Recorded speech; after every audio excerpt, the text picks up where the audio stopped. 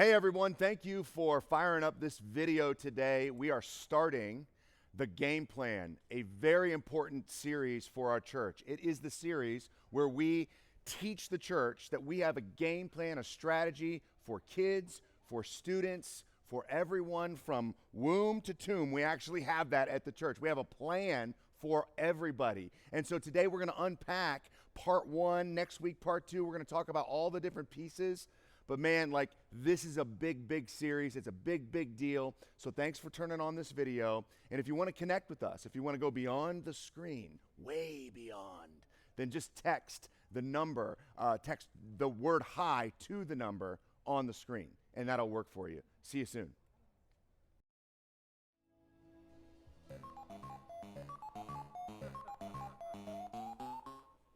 I'm Kim Green, and we have been attending 514 since day one, 2010 in March.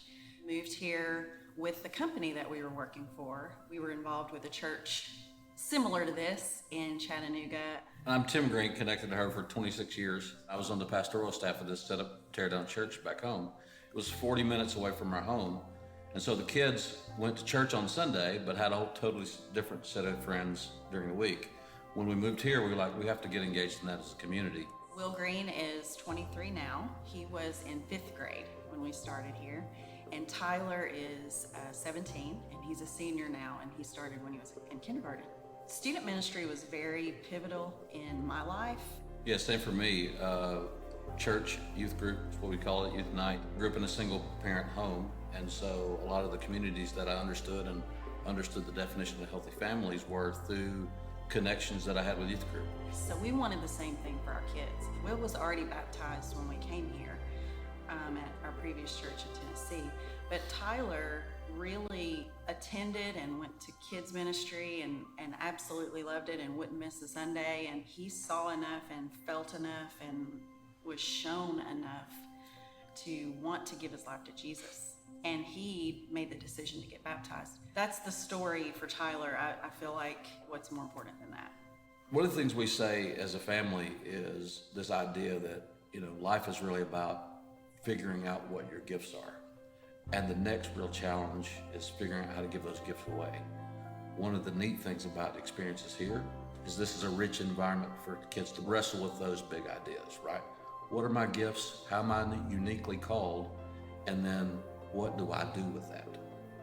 514 is a great place to figure that out for kids. I think that Will and Tyler both, have had such great experiences here. They've wrestled with their, with things, with issues, with, I feel like they found their faith, growing up, of course, at home, but then at church as well.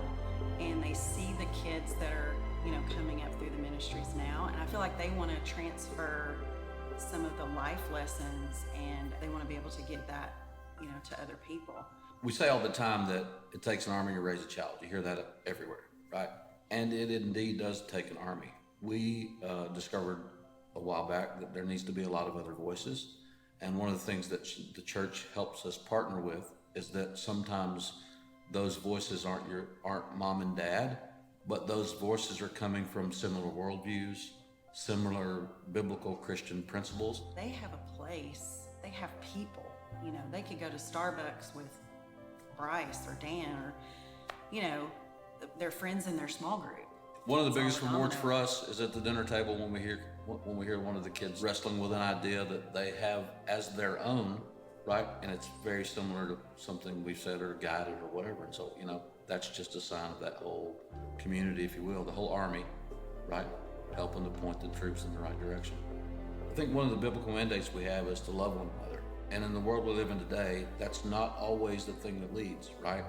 There's so much tension between beliefs and disbeliefs, and we don't have a game plan to ensure and remind us and our children about this idea of loving one another, right? That all gets lost in kind of the wash, if you will. The church, for us, is a great place for our kids to exercise and feel those tenets and mandates. There is a game plan for life. And I think we have to look at it like your investments, your long-term investment. If the stock market starts going down a little bit, you don't grab all your money out. You let it go, like it's gonna get better, and then it does. I would say, if you're new here, give it a chance. Your kids, in the long run, with the environments that are here, are gonna succeed spiritually. It can't just be a week. It can't just be a month. You've got to give it some time, because that leads them straight to Jesus, I believe.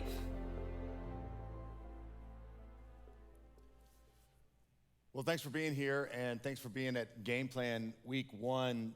This is a big series for our church. It's a big deal to come together and talk about our plan, right? Our strategy for the next generation. The next generation is everything, right? I mean, it's everything. What world are your kids going to grow up in? What's going to be like? Who's going to be leading? Who's going to be following? What's going to be the prevailing worldview? Where are Christians going to fit in the next 20 years? And so the church has the lifelong mandate of bringing up the next generation. And so we're serious about this here. This is a big deal at 514 Church. Ever since the church started, we've had a huge emphasis on students and on kids. To this day, more than half, or just about half of our staff is committed to students and to kids. And so we put our money where our mouth is. Like, this is what matters to us. We built this building and this place so that we could make sure that families and kids had a wonderful place to be. And it's all part of a plan. Now, when the team came together to kind of talk about the different motifs of what the series would look like, what the motif, the vibe, the theme would be from a game plan perspective, they put together this kind of Pac-Man thing. And at first I was like, no one really says game plan when they're talking about video games. It's like, I got my video game for NBA Jam, or my game plan for NBA Jam. No, not really. Like, I'm not a big video game guy, but my brothers were. They spent all night beating Metroid, and then the next night beating Zelda, and I watched them grow up and watch video games, and my kids play Fortnite and stuff like that. But I don't really hear that term. Usually that's a term, the game plan is used with sports.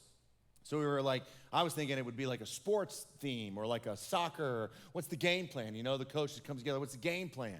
And I was thinking it might be a football one. And then as of last night, I'm glad that it's not a football strategy, because it's very apparent that we don't know what game plans are, at least from a defensive perspective, at Ohio State. Look, the offense was great. I don't know what's going on defense. I mean, it kind of feels like the end of the world. Like in Ohio now, the Buckeyes lose. It's like other stuff is bad, but then the Buckeyes lose. I mean, what in the world? What are we going to do with our lives, you guys? Oh, well, we'll make it through. But we celebrate yesterday, and we remember all of the people who lost their lives, the bravery, right? 9/11. You remember the story, right? You remember where you were. That's one of those moments. Growing up, I remember when 9/11 happened, asking my dad what he experienced that was similar to 9/11. And he talked about the Kennedy assassination, and he told me where he was. And that was one of those moments. And then, in the same decade, the landing on the moon. Anybody remember the landing on the moon, right? Where you were, that's what those were. Well, for a whole generation of people, the moment, right? The thing that kind of marks them. There's even like in culture, there's a whole generation of kids that have been marked by 9/11, the post 9/11 generation, and kind of what comes with that. And there's lots of research and lots of things that people talk about, the anxieties and the worldview and how it shifted and just from that. And we all remember where we were yesterday when I was coming home from my kids. One of my oldest son's basketball games. He had 2 games yesterday morning. We're driving into my actual neighborhood, and the stealth bombers were flying over my neighborhood. I caught them, and I caught them on video. I mean, it was amazing to see them. And sure enough, they were headed down to OSU Stadium, to Ohio Stadium, to really take a moment, right, and remember all the brave people and how our world at least, changed dramatically 20 years ago. I was at Taylor University. I was in a Bible class, getting ready for this. Getting ready for this moment right now. I was studying. And I left class, The first plane had already hit, and my professor, Bob Lay, who was he was my director, he was my, what do they call those guys? Advisors. And he was walking down the hallway, and he had this man's beard, like way before the beard thing became popular. It was like down to here, and he was rubbing it, and he had this distraught look. And he told me what happened, and then we went back to the dorm, and we all watched history unfold. And it was wild, and you remember all the different things that you were learning those days, right? All the different stuff. Remember when you learned where the president was when he was informed of the attacks? Remember where he was? He was with some students, right? He was with some kids. He was in an elementary school classroom. And I watched a documentary this week from the Smithsonian talking about him and his perspective and hearing his voice about that interaction that took place. Well, remember he's sitting there with his legs crossed up in front, and the kids are reading a book. And the first person came in after the first plane hit and told him that a plane had hit. But according to the story that he's retelling, they didn't know what it was then. They actually didn't know. So the FBI didn't know. They weren't sure what was going on. So they informed him, and so he's like up there, and he's up in front, and he knows what's going on, but he's engaging with these kids. And then he told the story of how the guy came back in and leaned in, and remember when the guy leaned in and told him, he said, a second plane has hit the second tower. The United States of America is under attack. Something like that is what they said. We were under attack. And George Bush is sitting there in front of a room full of kids, little kids. I don't remember, they must be fourth graders, little kids. And he got that look on his face, that totally shocked, new disposition, just kind of stone-faced, not sure, like, whoa, sobering. And in this documentary, he went on to describe how in that moment, he made the decision not to leave the classroom. So he gets told that the United States of America, under his watch, which is hasn't happened, is attacked on its soil. It's one of the most difficult moments for a president in the history of all presidents, arguably. And he tells the story about how he believed that at that moment, that the right thing to do was to stay with the kids, to stay there, to be as present as he could be, to not jump up, to not be alarmist, to not send a message of chaos to the kids, but send a message of calm. And I heard him say that. I thought that is remarkable. Whatever your politics are, I appreciate that disposition. I heard that. I thought, wow, what a great example of leadership. I mean, that to me is what you might say is presidential. That ability to stay strong, to stay steadfast, to stay level in the midst of a battle, in the midst of a real life battle. And he didn't jump up. And I believe that his sentiment, his disposition in that moment is something that is relatively divine. It's something that we don't have that type of perspective unless we have God's perspective in our life. I think it's very difficult when you're sitting with a bunch of kids and you're the president of the United States and you hear that your country is under attack, to maintain composure and stay in the moment and know, hey, even though the worst possible situation out there is happening, kids are everything. Kids matter. I'm not going to disrupt. How many kids? 25 kids? 30 kids? In a whole nation? 3,000 people that suffer? The people that died, and he's sitting there, and he's focused on those 30. There's something going on there. It doesn't mean he doesn't care about the big problem. It doesn't mean he didn't do what needed to be done. It doesn't mean any of that. It means that he had a perspective that I believe was shaped by the divine. And we see it in the person of Jesus Christ. Whenever we want to know who God is, you want to know who God is. What is God like? We often bring our dispositions, our questions about God to God. Well, why is he like this? And why is he like that? And why is he like that? And God's whole answer to all your whys, to all your whats, to all your whos is the person of Jesus Christ. You want to know what God is like? Don't start with what the world's presuppositions are about God. Start with Jesus. That's who God is. And God shows us his disposition towards children in arguably a similar scenario, not as dramatic, but Jesus in Matthew 19 has already started what in many people's minds is a political movement. A movement to be a king, a movement to be the leader, to be the king, the nation's savior of Israel. That's what people think. That's what people are saying. He has all kinds of pressure. He has pressure from the system. He has pressure from the people to heal them, to help them, to lead them, to deliver them. He has pressure from his disciples to teach them, to lead them, to show them where they're going. He has pressure from Rome to not cause an upheaval because in the past when this happens, someone gets crucified. And so he has all this pressure. And he's actually teaching. He's teaching. And something happens that's remarkable. It says in Matthew 19 and in other Gospels that while Jesus was teaching, as a major political figure, as a major spiritual leader, which in that community was the highest level of leadership, is the upper echelon of society, a spiritual leader for the Jews was the leader, the priest. Someone that is a rabbi is at the top. He's a big dog. He's teaching. He has lots of pressure and lots of influence, and everybody's watching him. And here's what happens as it relates to children. It says this in Matthew 19, 13 through 15. Then the people brought the little children to Jesus for him to place his hands on them and to pray for them.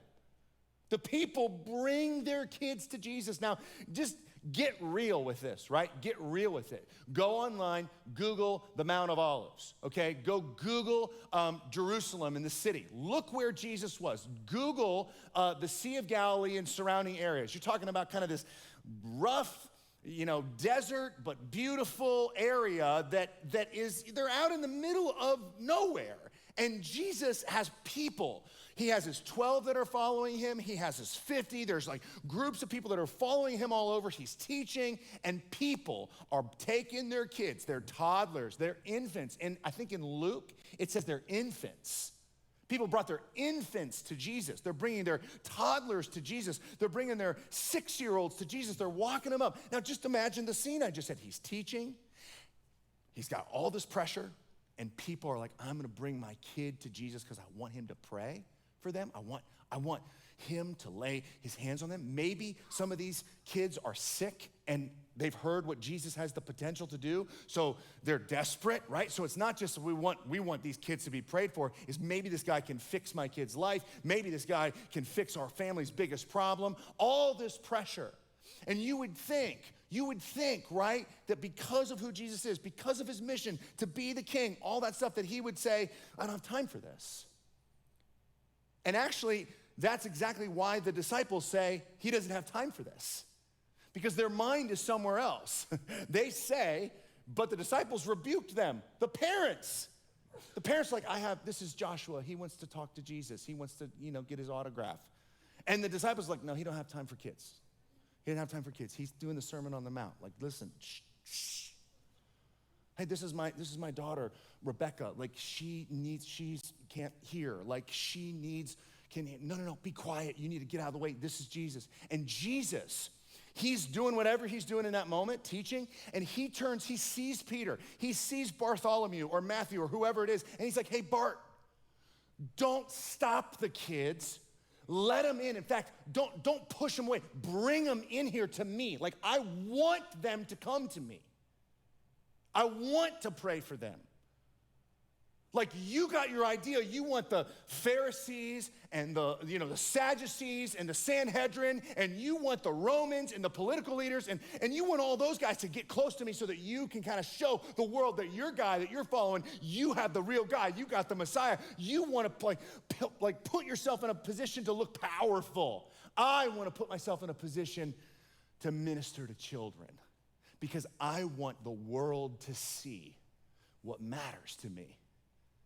He rebuked the disciples for hindering. In another translation, it says that Jesus became indignant. I don't know what it's just fun to think about Jesus, right? What you thought about him, and then what the scriptures actually say about him. He got frustrated. This is Jesus. This is God in a bod. He got frustrated. Frustrated with the way that people didn't understand how much the kids mattered to them. Jesus said, let the little children come to me and do not hinder them, for the kingdom of heaven belongs to such as these. When he had placed his hands on them and prayed for them, he went off from there. You see, here's the truth is, we all think and believe in children. We think they're important. We love them. But if we don't facilitate bringing them to Jesus, we are actually playing a role in hindering them. We are playing the role in being the hindrance. So what we have to look at in this passage is, what does it matter to us right now? Because if we don't play a role in getting them to Jesus, they are going to get somewhere else. You see, faith is developed, and parents are given the burden and the responsibility and the privilege to help shape their kids' faith. These parents want their kids to be brought to Jesus. Something is going to hinder them from getting to Jesus. Jesus rebuked the thing that hindered them from coming to Jesus. So what would Jesus rebuke now? Anything that stops them from coming to Jesus. Because the reality is that your kids' faith is going to be shaped. Everyone has this. I used this for a series years ago. Everyone has faith. See, when we talk about faith, we often connect it to faith in God. So we say, like, how's your faith? Or people, if they're going through something difficult, they say, my faith has helped me. And what they're saying is, my belief in God has helped me. But take faith differently. Faith, take anything, we all have it. Faith is something that you have. Faith is what or who you depend on. So we all have faith. And I did a series where I had all these boxes up in front, and I had one that said money. Some people take their faith and their dependence and they put it in money. Some people take their faith and their dependence, they put it in people. Some people take their faith and their dependence, they put it. Your kids have this. And you are in charge of developing it. And if you don't bring them to Christ, something else is going to be brought to them. And they're going to place their faith in something else. Kids don't come back to church because they didn't really go or they had a bad experience. But kids that love church because their parents brought them have a sustainable faith. It was shaped for them. And so there's a level of severity, there's a level of importance and gravity around this idea of you've got faith. Every kid has it. We're supposed to play a role in becoming like a highway system for them to get to, I got this left on the board so I can write it, JC, Jesus Christ, Messiah, Son of God, SOG. There we go. Everybody's trying. If you're not trying to get them here, they're going to go somewhere. And so you have to ask yourself this question as a parent. What direction is my kid's faith headed? What do they put their faith in? Am I playing the best role that I can? Which is a big deal, but I'm not talking about that today, like how you do it. But am I actually, in my mind, am I aiming for getting my kids' faith to end up in Jesus Christ, Son of God? Where they really depend upon him? And the scary thing is, and I've said it and say it again, if you don't play that role, they will end up somewhere. They're gonna take this faith, it's gonna go, and who knows where it might end up. And so, part of this series is just us going, we have to take it seriously. We have to take it seriously. We cannot hinder kids from coming to Jesus. By not playing the active role in getting them to Jesus, we are indirectly leading them somewhere else, letting the world kind of take its role. If we don't help them, then we're hindering them. They will be brought to something. If you don't construct their faith or help construct it, someone or something else will. Now, we know this as parents. We are watching our kids, the overstimulation. I'm talking about my kids. I'm not talking about the royal we. I know this as parents. That they have so much information. They have so much coming at them. Their world is being shaped all the time. That is actually constructing the way they view the world, the way they see God, how they're going to live their life. And so what we have at 514 Church, which is so critical to know. If you're a parent, you have to know this, and I applaud you. You're here, your kids are probably in the back. If you're not a parent, you have to know this because maybe someday you will be a parent. Or maybe whatever, or maybe you're past that season or not gonna have that season, but you need to understand that part of the functionality of the church is to help develop our kids' faith in Jesus Christ. And so 514 Church isn't just like open up a building, here's some rooms, and drop off the kids in the back. We actually have a strategy. We have staff members, we have curriculum, we have methodology, we have a whole approach, a system, a plan for your kids so that they can have their faith developed, so that one day they can place their faith in Jesus Christ. So 514 Church has a plan. We have a game plan. We have a strategy. And the thing about the strategy is it's not just us. And a lot of times in church, that's how you see church. It's like, okay, I don't know much about the Bible. I don't know much about faith. I don't know how to teach. I don't know what it is. So I'm going to take my kids. I'm going to drop them off. I'm going to have my kids. I'm going to make them go to the high school thing. I'm going to make them go, because if they don't go there, then they won't get that. And it's very important. But the way that we view this strategy is that there's two players. There's the home. You play a role. It's important, your role. Like what you do, what you say, you as an individual, your faith, those consistent interactions, all that matters. Your commitment to getting them to player two. So it's not like 1v1, like a game 1v1. It's actually you both play for the same team and you're playing the computer. We're all playing the computer.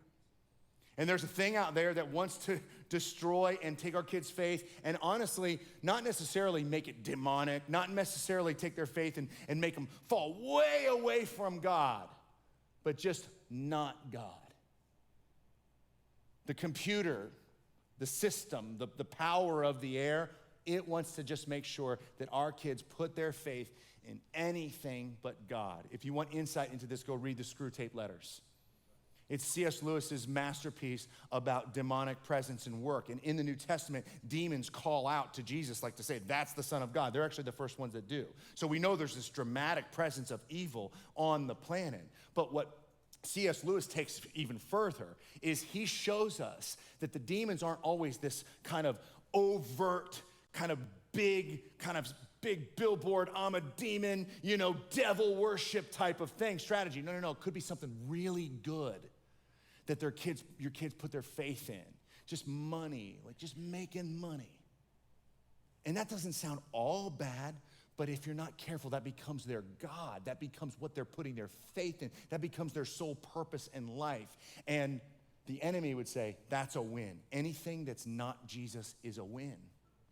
And so we have this like one player, the home, second player, the church. We have to come together to beat the system. We have to get people committed to working together with the church and playing the role that they can play. On the church side, we have this kind of weekly play. We have this thing that we do. We have these environments for all age groups. And in those environments, there's a plan. The plan includes like what we preach. The plan includes the people that are there. We have small group leaders. You heard Tim and Kim talk about that power, the power of the voices, right? Voices lead to choices. We believe wholeheartedly that your kid, your student needs a voice that's saying the same thing that parents say. Caveat, good parents that mean well, saying mainly the thing that parents are saying, but just coming from a different source. I can tell you from personal experience, like this is real. I have had conversations with my 11-year-old son where I have told him something 100 times, and then we get in the car and he says, guess what Mr. Bush said today? And he says the exact same thing that I told him, and I just look at him and I go, well, that Mr. Bush, he's a genius. Wow, what a brilliant man. But right, like if my intentions are right as a father, I don't really care how he got the message. I want him to get it. And the only way he's gonna get it is if I move outside of myself and I partner with institutions and places that are committed to teaching the same things. And so for you, you need to know we have a plan, we have stuff that we're gonna teach, we have stuff that we're gonna say, and you have to say, okay, I'm gonna play my role, and I'm gonna repeat that, or I'm gonna do these other things, but I'm gonna get them there. We have this for every age group, people in a place, large group and small group, for every age group. Sunday mornings for these first two, Thursday night and Sunday night for that last one. And then it's not like we just kind of run plays and do random things. We actually have a specific goal for each age group. Like if you brought your kid to our ministry and you walked up to Kaylee and you said, like, what are you guys up to? Like, what are you doing? We could say this. Look, we do lots of different things. And there's lots of different little things we do, all to lead up to these 3 ideas depending on what age they are. You know, when you have a little kid, when you have an infant to 5-year-old, what we want to do with them, and they do it so much better, and I could have my team come up here and talk about this, and they would just blow your mind with how much more intense and more specific they could tell you, but just get this concept. They want your little under 5-year-old to believe that God is love. That God is love. They learn that there's love and there's Valentine's Day and there's Care Bears and there's love, and then they learn that there's God, and who knows what they think God is. If it's anything from a mixed bag of cultural perspectives, it's he's scary, he's in charge, he has power, he's up there, he's not here, I don't know, Jesus, he's carrying a lamb, never did that, but there's a picture of it somewhere. Like, what is it? They get all these ideas about who God is, and what we want them to do is take their idea of love, compassion, and put it together, synonymous with God. God is love. Oh man, what young 20-year-old that's trying to figure out who they're gonna marry doesn't need to be reminded that God is love? You need that now. God is love. Oh, the way I feel is love. No. Oh, what she looks like is lovely. No. Yes, but no. What is love? God. Baby, don't hurt me. What is love? I mean, we want them to know what love is, who it is. We want to inspire them to be a part of God's big story. We inspire them. God's got a plan, he's got a narrative, he's got this thing and he's working out. And it's a massive story. It has to do with Moses and Elijah. It has to do with David. It has to do with Rebecca and Sarah. And it has this beautiful story and narrative. And it's painted on the walls and written down the halls. And it's in the books. And it's online. And it's in my hand. And guess what? You're in the story too. You're in it. This is what they're doing back there. They're reaffirming that role. You're special for it. You have doubts, you're special for that role. There's no one else that can do that role. That's designed for you. And then in high school, middle school, right, we're affirming, and then we're trying to go look like you got to take the training wheels off. Like you're gonna have to, like, mom's not gonna be there, and like, no curfew, and like you can drive wherever you want to a degree. You're gonna go to college, you're gonna go there, and you're gonna get to do whatever you want. I mean, that's what's gonna happen. You get to go and do it on your own now. Actually, Tim Green, the guy that was in the video, one time, this was 8 years ago, he came up to me and he said, isn't it bizarre that the goal of good parenting is to work yourself out of a job? Because isn't that weird? Isn't it weird that like when a parent does a good job, like your kids don't need you anymore, but then you want them to need you? This is what we're trying to do, right? Give them tools. Morality is not just a thing about sin. You do wrong. You know, you don't drink, you don't chew, you don't date those who do. You don't do right and wrong. Morality is not about keeping kids away from danger. That's not what the Christian life is about. It's not a reality game. It's not are you a good person or are you a bad person? It's, do you not understand that God has a trajectory for you as a follower of him? And it's great. It's great. It's not a list of rights and wrongs and do's and don'ts. It is a journey of fellowship into your original design. This is what we teach these kids. The thing about game plans, when you think about a game, right, is they naturally have time limitations. Even games, right? The games that we play. I'm currently playing this Mind Pal game on my phone. It's supposed to make people who are old stay sharp. I don't know if it's working. My scores are moderate. Like, right? Because I'm, but what it is it puts a clock, and I have to answer all these questions. It puts a clock because it has time. So game plans have time.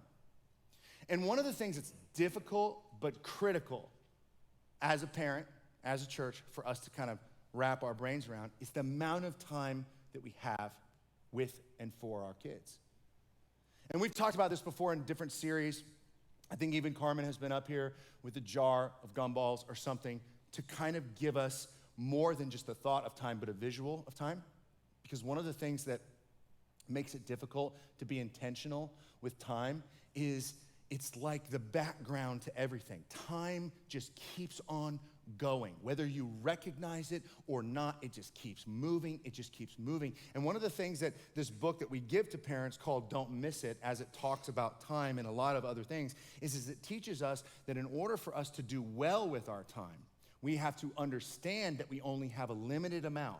And people who understand how limited amount of time they have do better with the time that they have now.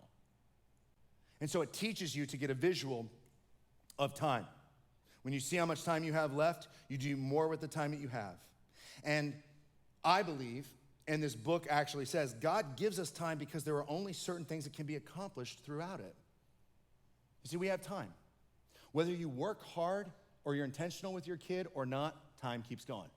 It's there. You make those bad mistakes, you have to live with the repercussions of them. Time keeps going. If you understand time, you can't stop it. If you get it, it keeps going. You can't get it back. You can't make it slower. You can't make it speed up. It is what it is. And this shows us, this one visual it gives us is it gives us the visual that we have from the time our kids are born to the time they turn 18, we have under 1,000 weeks, 936 weeks with our kids. 936, right? You start to think about that. And you put that in a jar. And what they tell you to do is to take a marble out. Put 936 marbles in and take one out every week. And you get to, whoa, you start to count how many you've taken out, 100 weeks, 200 weeks, 300 weeks, and how few. It just starts to go away.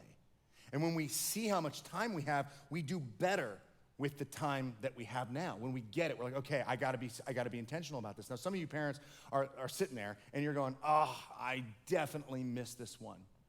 You know, parents who I really love, I heard a great wise parent one time say this about time. You know, the days are long.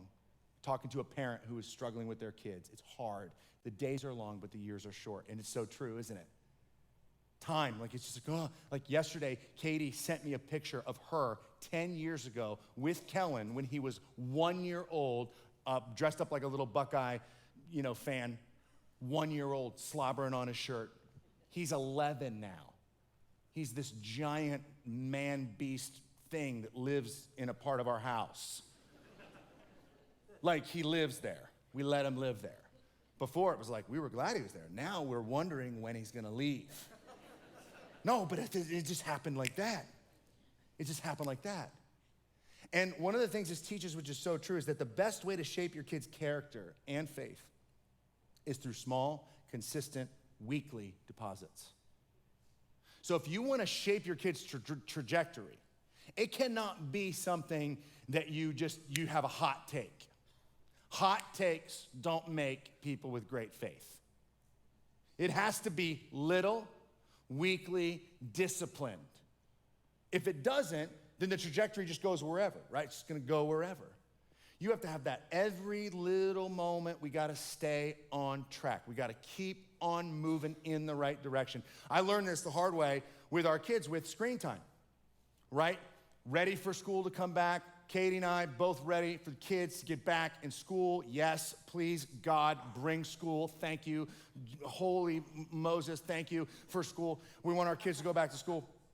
And we had this kind of routine where our kids would wake up in the morning and the first thing they would do is get their screens. Now, this was happening in the summer. You can judge me, that's fine. If you're already better than this, more power to you. Send me an email. Like, I wanna know what else you know.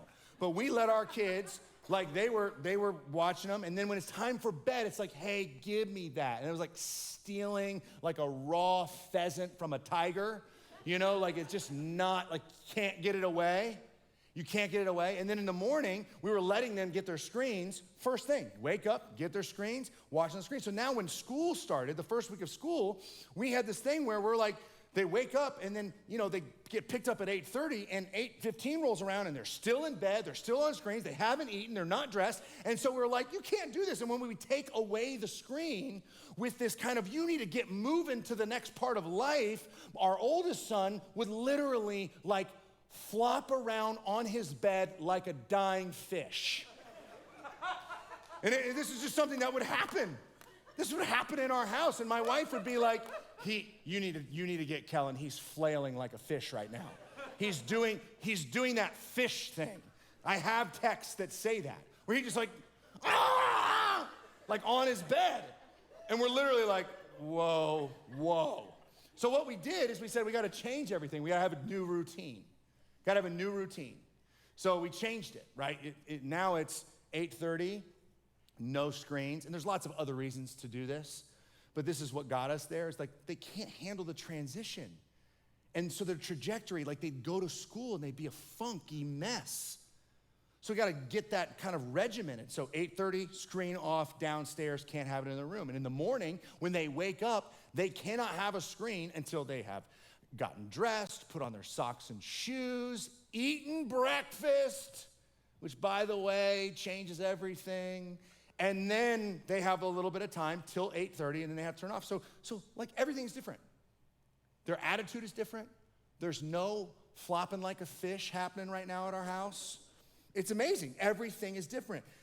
Creating rhythms and routines based upon disciplines and values is everything in terms of trajectory.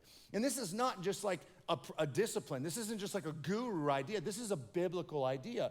In the Old Testament, the idea of who God is and who we're supposed to love was something that Moses and God, through Moses, told the people of Israel to tell the kids and the people to repeat 3 times a day, and to not only just repeat it, put it on the door, put it on their head, put it on their arm, put it everywhere. These reminders of who God is. It says this this is called the Shema. This is amazing. This is a prayer that the nation of Israel was told to say consistently over and over again, and the reason that they did it was the same. But first, listen to this. Hear, O Israel, the Lord our God, the Lord is one. Love the Lord your God with all your heart, with all your soul, and with all your strength. These commandments that I give today are to be on your hearts. Impress them on your children. Talk about them when you sit down at home and walk along the road, and you lie down and you get up. Tie them as symbols on your hands and bind them on your foreheads. Write them on the door frames of your houses and on your gates. The author is going, you got to say this over and over again because of the first part of the scripture. Hear, O Israel, the Lord is one. You see, we don't do these rhythmic things like go to church, have that Bible moment, pray with our kids at night, just because we're told that we should. We do them for the same reasons that they did them back in the Old Testament. And the reason that they did this was polytheism. The reason that this was written, the reason that this was told to the people was, you will be constantly tempted every single day to worship other gods than Yahweh. All the time. You will be tempted with other gods. You will be tempted to go down different pathways. You will be tempted to give your life to something other than God. Polytheism, that's why he says the Lord is one. There's one true God, not all those other gods, not from the foreign land, not with those idols, none of it. This is your God. So Every single day, wake up. Remind me, hear, O Israel, the Lord is one. There's one God. We need to love him with all of our strength and all of our mind and all of our soul. All of it. We need to love him all the time. And then we need to write it so we see it when we walk out like Notre Dame going to the field, fight like a champion today. We need to write it everywhere. We need to put it, get it tattooed on your hand. Hear, O Israel, there's one God. One God. Every single day. Why? Because it's the little consistent rhythms that create the trajectory of our lives. That's where we go. So let me just land the plane with this. Why this plan? Why this one? You see, there's something that happens with what we do in the back that is paramount. It's the most important thing. And it's very important to me. It's the direction that I've given to our team. And it's disposition towards people, disposition towards kids. Sometimes our kids can get so crazy, right? Can you raise your hand if you have kids? Our kids, right, they can get so crazy, especially when they're little in certain ways. They get older, it's different problems. But they can do so much wrong that we can forget how right they are. You know, and there's a theological emphasis, there's a theological mooring. It's very important to understand the scriptures teach us that all of us like sheep have gone astray, that all of us has turned to our own way, that no one is righteous, no, not one, that we're all sinners, right? And sometimes this can be like the thing that's emphasized in the church world. We need to remind kids, they're sinners. We need to tell them they're if they die, they're going to hell. We need to focus on the fact that they're broken, because if they're broken, then we can make an argument for why they need God, because God's going to fix them. And so what happens is that truth about sin and brokenness and total depravity, theologically, it's sound, but it's put in the wrong spot. That needs to be talked about. Needs to be talked about. We have to shape our worldview with a holistic theology. We understand we have a need for God. We understand we have a need for the cross. We understand we have a need for something to save us from where we're all headed, death. We understand that we got a problem, whether it's a sin problem or just a we're gonna die problem or all those combined. We got problems. The whole nature of those problems lives in context to God's promise. Lives in context to God's beautiful picture of who people are. So what we do in our church is we have a picture of who people are, specifically your kids, of what we believe the Bible teaches they are, as they are created in the image of God. We believe at 514 Church that there is more right with people than there is wrong with them. We believe that their sin pulls them away from God. But that was so heartbreaking to God that he gave himself up to solve that problem because they were worth it. Kids are made in the image of God. Paul talks about this in the New Testament. He says, you are God's workmanship, created in the image of God, saved by Jesus Christ to do good works, to be instruments of life and beauty and goodness in the world. Your purpose is to be like God. You're in his likeness. You're like him. You're supposed to create and build and subdue and lead and grow. And anytime a kid, falls off the track, what breaks our heart? The fact that just they fell off the track, or the fact that they're missing what they could be because of who they really are? When someone knows who they really are, they're made in the image of God. They've been given divine purpose. They matter. Everything about them matters. They live like they matter. Have you ever asked yourself the question why you love your kids so much? It's the answer that I just gave you. The reason you love your kids so much is that you're created in the image of God. And we need to be reminded of that too, don't we? We're created in the image of God. And the reason we love our kids so much is because we're made in the image of God. It's the Heavenly Father's nature in us that makes us want to be better parents. We want to do better, right? We want to lead them. We don't want to hinder them. We don't want them to put their faith in the wrong place. So we got to work together. And that's what we have here. We exist to serve your families. We exist to instill truth, love, people in your children's lives. And we work every day and every night to try to make it excellent so that your kids know they're made in the image of God, so they have people in their lives that are saying the same things that you are, so that we can team up together so they can put their faith in the right place, in the hands of Jesus. Let's take a minute and let's pray. Father, thank you so much, Jesus, just for your humility, everything we thought being a king was like, being creator was like. You just show us that we have so much to learn. It's all about the kids. The kingdom belongs to them. You actually teach us that they're good examples of what good faith looks like. Kids, the way they trust their parents, we could learn a lot from that. We need them around, God. We got a lot to learn.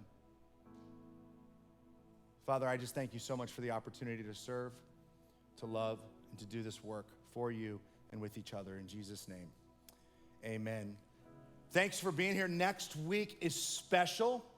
We have kids, students, kids, young kids that have gone through the process of talking about their faith to the point with which they have decided to get baptized, and they're gonna be baptized in this service next week. You don't wanna miss it. It's gonna be really, really special. So we'll see you guys then for Game Plan Week 2.